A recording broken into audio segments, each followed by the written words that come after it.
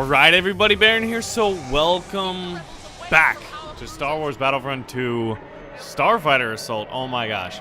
Now, for the record, I think I'm going on 36 hours with no sleep. Jet lag has been hitting me hard in Germany. Yes, I'm in Köln, Germany. And what we're going to be seeing here is look at that beautiful booty right there. That is a TIE bomber, a twin ion engine bomber. Now, the bomber in this mode is pretty powerful because it's got some pretty good locking abilities with regards to like the ordnance it can fire out. It's got these cluster missiles and it's got these twin proton torpedoes. Now, all 6 classes of ships, all 3 Rebels and all 3 Imperial base starfighters, all had the option of firing a lock-on missile of some sort.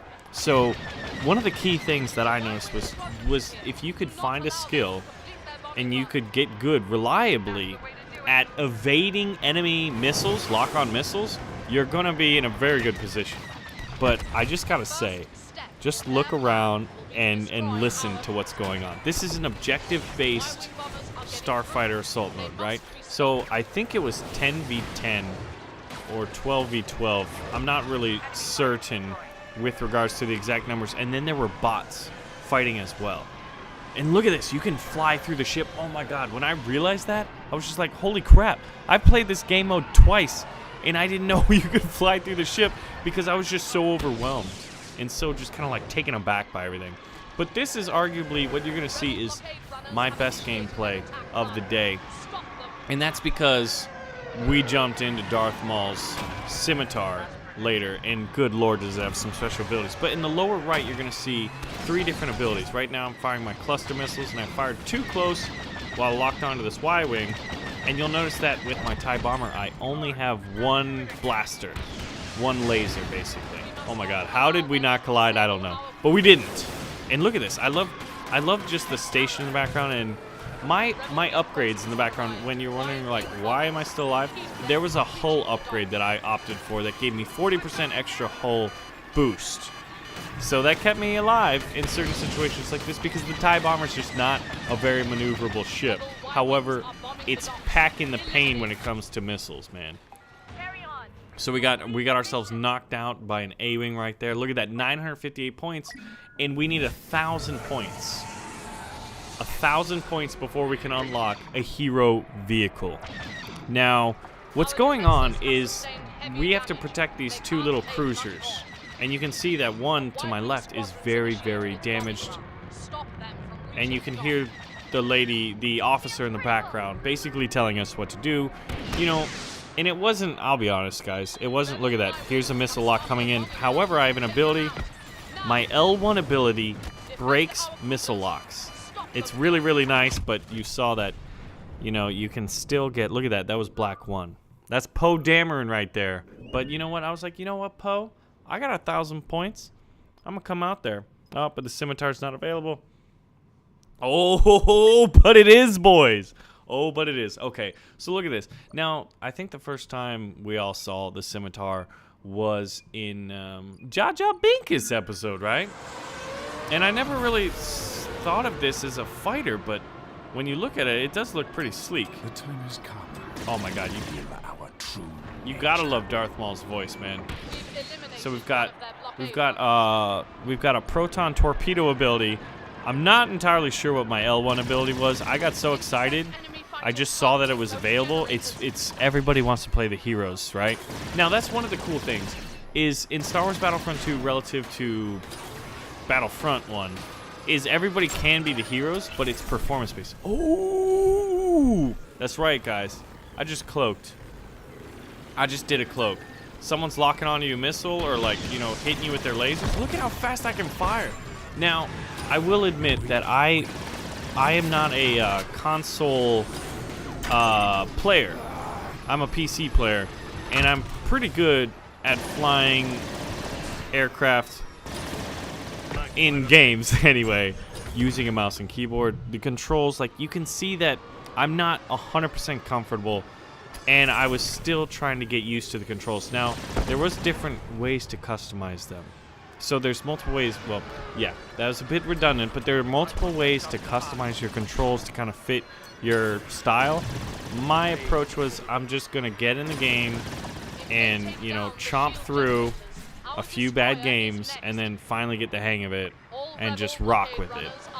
And I would say I'm still pretty rusty. However, in terms of flying smooth, not really there. Every now and then I'll forget if I'm inverted or not. I don't know. It sounds dumb, but I'll be honest, that's just kind of what happened. That's kind of what I was doing.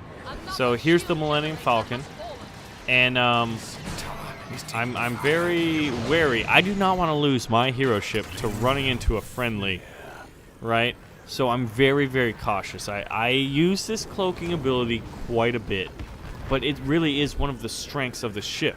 Now, from what I heard, some of the developers and some of the people that were more familiar with the making of the game and with the game mode, they were saying that right when Darth Maul gets out of that cloak, that's when he's the most vulnerable, however, like in terms of health, but that's also when he is some of the most potent. Now, I overheard that in conversation, so I don't have any specifics, but it's an interesting theory that I'm looking forward to testing when I can finally get my hands on this and I can dive in deep. Man, I gotta say that I have been chasing Star Wars Battlefront for so long. Oh man, I love the Darth Maul voice. It's just so cryptic and, you know, like eerie. It's great. I'm like, I'm not gonna crash my freaking Scimitar into the insides of this capital ship. So I cloak, get out, do my thing. But yeah, I try to, like, I'm in Gamescom as an EA game changer. I had been hunting that. I had been trying to get that for a long time, specifically to try to be involved with Star Wars Battlefront, the first one, years ago now.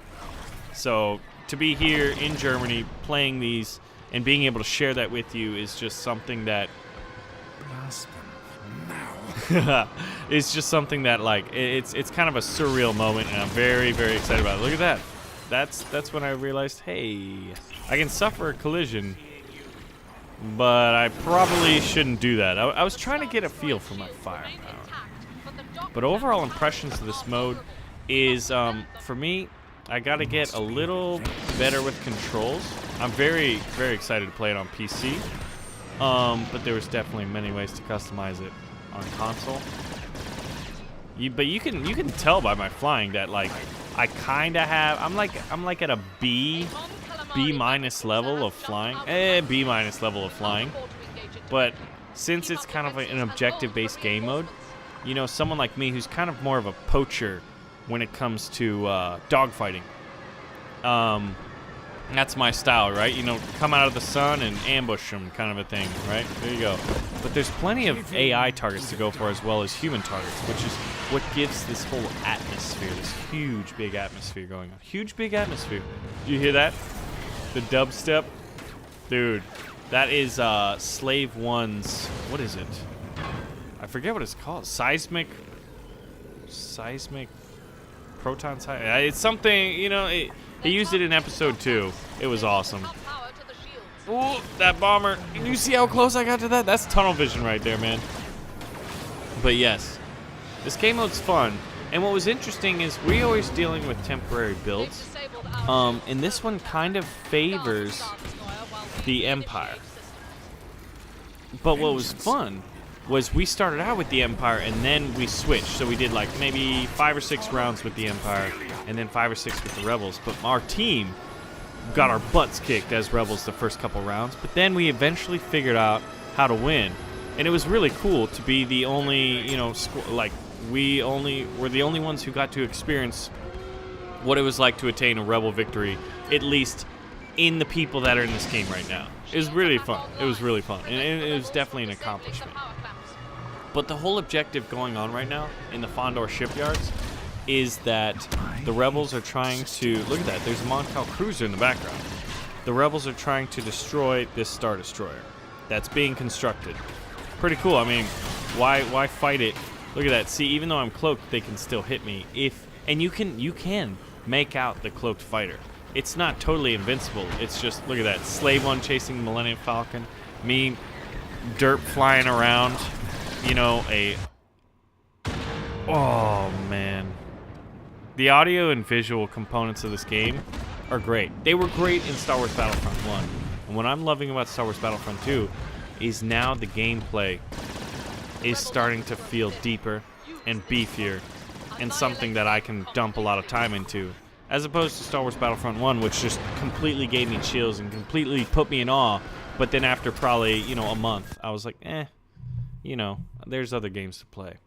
But ladies and gentlemen, I've got more. Excellent work. Their assault has failed. Yeah. The rebels will think twice before daring to We enter did those it. yards That's again. what's up. All right, so look at that, 16-2, not bad. But I've got a lot more footage. So if there's anything in particular you want, I've got a lot of pretty good TIE bomber gameplay. I've got a few episodes of the Rebel Victory where I'm flying an A-wing and I'm playing an objective, so my KD ratio is bad. But I was going all objective based because I just wanted to see what a Rebel Victory on the Fondor shipyards looked like. I got a little bit of footage of Poe Dameron's X-Wing. I only got to play the Scimitar and Poe Dameron's X-Wing as the hero vehicles. Did not get to play Slave One or the Millennium Falcon. But, you know, the Scimitar and Poe Dameron were the new ones, so I had to prioritize with limited time. So anyway, ladies and gentlemen, my name is Brandon. Thank you so much for watching. Let me know what else you'd like to see in Star Wars Battlefront 2, and I will see you guys in the next episode.